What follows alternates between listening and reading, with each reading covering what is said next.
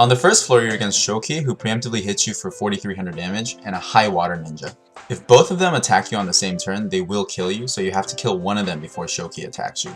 I usually go for Shoki first because he has less health, and also because the water ninja can bind your subs if you go for her and accidentally let her survive. Before you move on, make sure you have at least 10,750 health, because there is a rare case where the next floor might preemptively hit you for that much damage.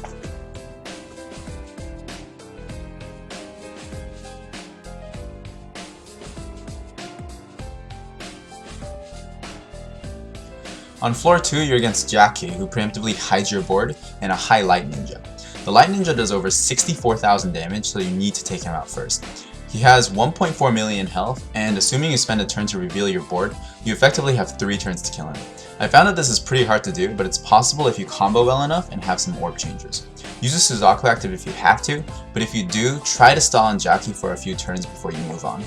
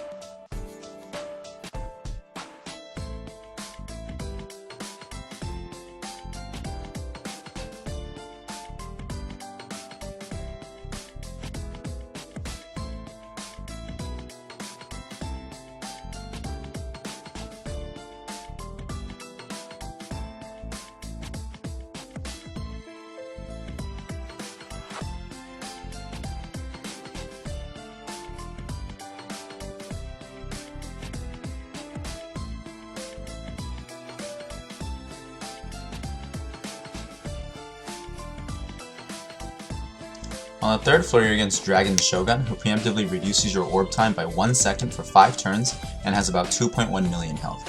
If he falls below 30% health, he hits you for anywhere in between 11,000 and 22,000 damage, but if he's above 30% health, he repeats the same 2 moves. He deals 3,700 damage and generates 5 poison orbs, and then he reduces your health by 99%.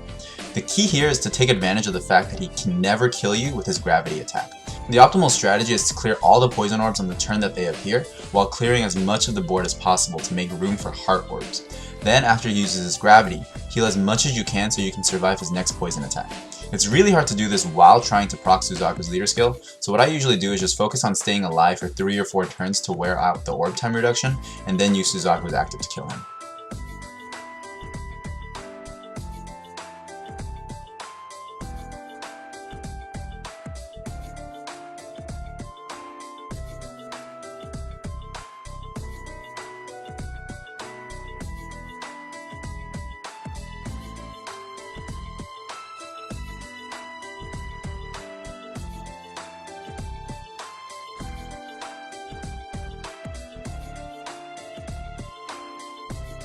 On the 4th floor, you're against Light Divinagon, who has about 2 million health. Like the previous floor, he alternates between 2 attacks. He hits you for 6,100 damage and binds 2 of your subs for 1 or 2 turns, and then he hits you for 18,400 damage. This means that you need to recover an average of about 12,000 health every turn while dealing with the bind. If you have a max skilled Isis, she's really good for a situation like this, but I choose to tackle this floor using Echidna. This way I don't have to worry about the binds, and I have 4 whole turns to take him out.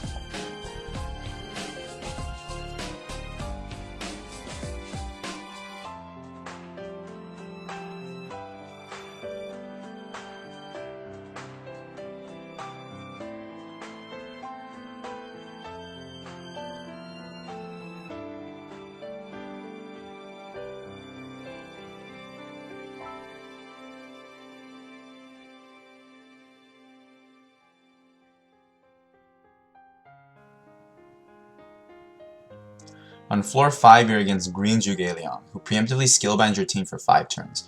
I couldn't really put together a team that could resist the skillbind and beat the rest of this dungeon, but if you can, by all means do so. Otherwise, if you're like me, you just have to fight for your life for 4 or 5 turns. On every turn, he deals 9,000 damage and changes one color to green or red. He also has a 31.2% chance to use his regular attack, which does 12,000 damage. This is where you have to be in Gung-Ho's good graces, because if he converts your hearts, it's basically over. If this does happen, just try to kill him. You might even have a lot of red orbs on the board at this time, so it could turn out to be easy. But if he falls below 30% health, he binds 5 of your monsters for 2 to 3 turns, and then deals 36,000 damage on the next turn. So you really have to have good damage control here.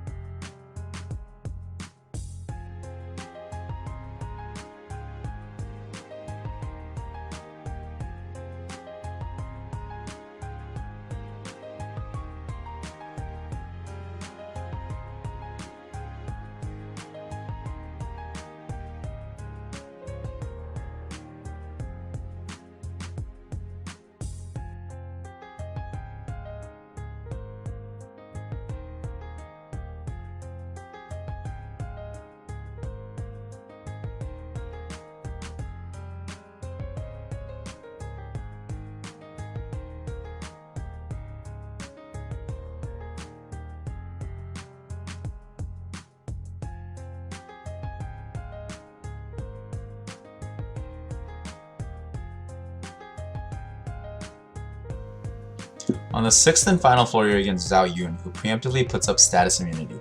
He has about 4 million health and will always spend his first turn to put up a combo shield, absorbing all attacks that have 5 or fewer combos. Your goal should be to kill him in 2 turns. 1. Before his first turn, try to burn as much of his health as possible without bringing him below 50%. Then, after he uses his combo shield, you have to burn through the rest of his health. If Zhao falls below 30% health, he hits you for 36,000 damage, so I use Kushinada as active in case my second attack can't kill him. In this run, my first attack ended up being really good, so I'm able to kill him in just 2 turns. This is a really tough dungeon because you have to deal with just about every debuff in the game, on top of taking a fair amount of damage almost every turn. But I hope this video at least gives you an idea of how to tackle this dungeon with Suzaku, and thanks so much for watching it to the very end.